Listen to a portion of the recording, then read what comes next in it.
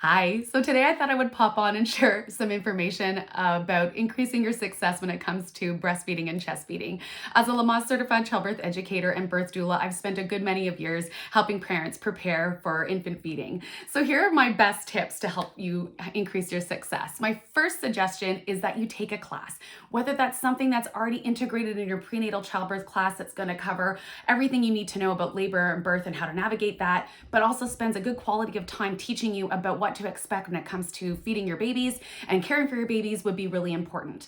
If that's not already included in your prenatal class, then taking a standalone class that's focusing just on breastfeeding and caring for your babies would be a really great suggestion. The other options that you have available to you would be to read a book. Reading information and getting access to things ahead of time, even in written form, does help prepare our bodies and our minds for what to expect when it comes to feeding our babies.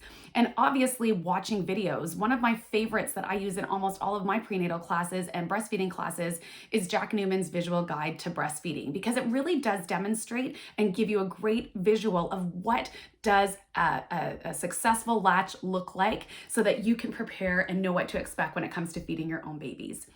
We also know that it's really important to have access to information during your pregnancy. Research says that when families access this information within pregnancy, their success at breastfeeding and chest feeding increases. So just by getting information ahead of time already sets you up on the right foot. My second tip would be to spend some more time with families that are breastfeeding and chest feeding. One of the things that we have in our communities is the Laleshi League, and they are very welcoming to pregnant bodies to come into their monthly meetings to see, what does breastfeeding look like? What are some of the challenges that families might be facing at that point, and how do we navigate through them?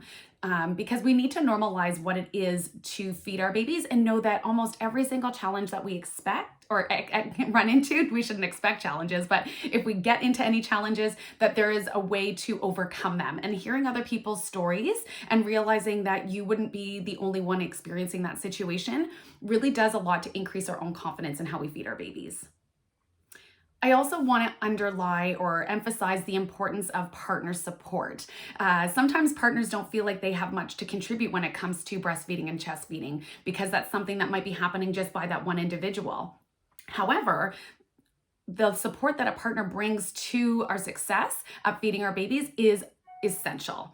Not only will they be able to learn what does a successful latch look like and have a very different vantage point than the person that's feeding the baby, but they're also going to be there to increase our confidence in the middle of the night when things are feeling hard and frustrating and we're so tired and we're unsure about whether or not we're doing the right thing. That confidence boost that we get from our partners is going to help us move forward. Then there's also this ability to come in and create a little bit more comfort, whether that's physically supporting our positions, making sure that we have enough food and drink, or just keeping us company as we feed babies. In those early days and weeks, that support is essential, and so many individuals really appreciate how their partners are involved in that, even if they're not directly feeding the baby at that point.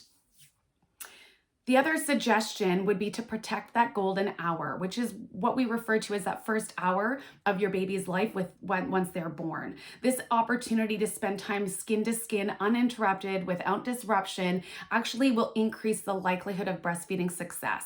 Certainly, lots of families need to have that additional support from their midwife, their nurses, or their doulas to help ensure that the latch is successful and that we have some good transfer of colostrum in those early days.